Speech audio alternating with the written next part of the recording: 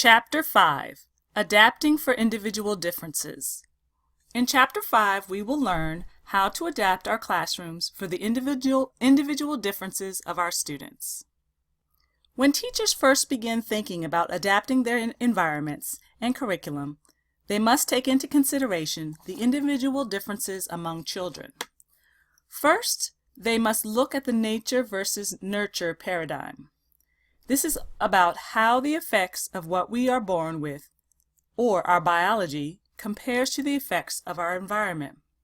Most teachers can agree that it is a combination of both that need to be taken into consideration.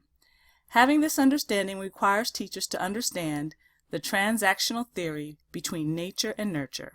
See page 143 for a more in-depth discussion.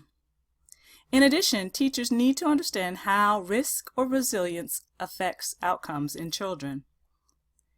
On page 142 to 143, there is a description of the cumulative effects of multiple risk factors.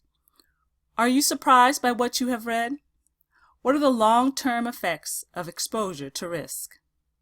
One way to counteract the effects of risk is to provide children with numerous protective factors that will minimize the future negative effects of risk and lead children to a path of resiliency.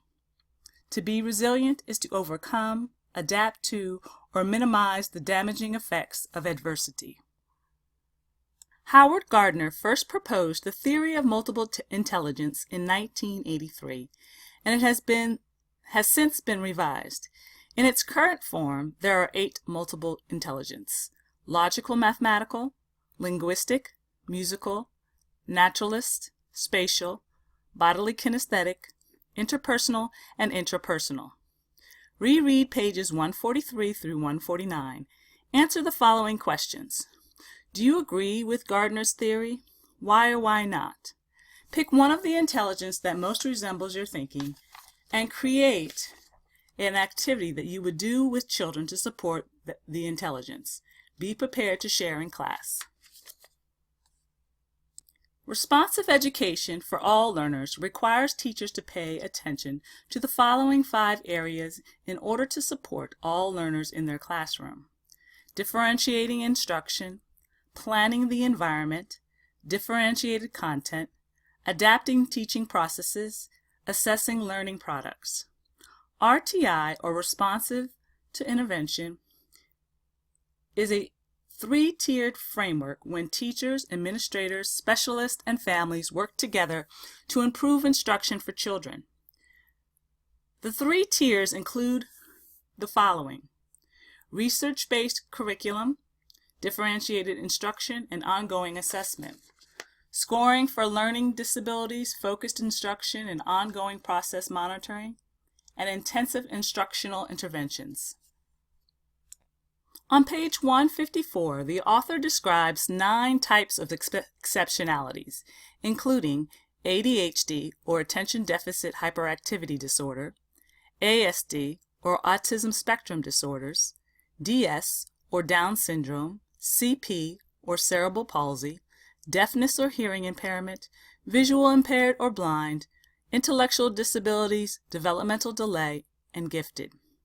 Teachers should understand 3 key principles about children's disabilities. 1. Children with disabilities are diverse and distinct from one another. 2. Various disorders do not necessarily occur in isolation. 3. A diagnosis rarely results in precise educational intervention. Choose 2 of the named exceptionalities and apply these 3 principles to them. Be prepared to share in class. IDEA, or the Individuals with Disabilities Education Act, ensures that children with disabilities get a free and appropriate public education, or FAPE, to children 3 to 21 years of age. In 2007, IDEIA, or the Individuals with Disabilities Education Improvement Act, was created. Part B of the law provides services specifically for preschoolers with children with disabilities. An IFSP, or the Individual Family Service Plan, services children between services children birth to 3 years of age. The plan documents and guides intervention services for children and families.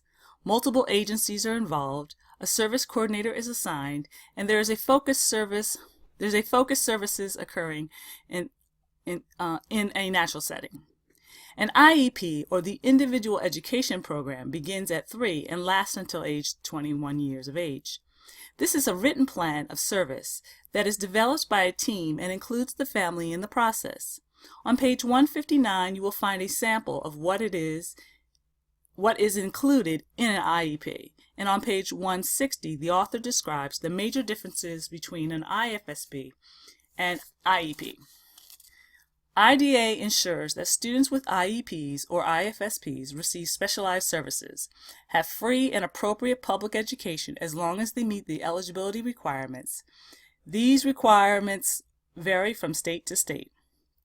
Be sure to review the benefits of inclusion on page 161 and review the effective practices for children with diverse abilities on page 162 through 167.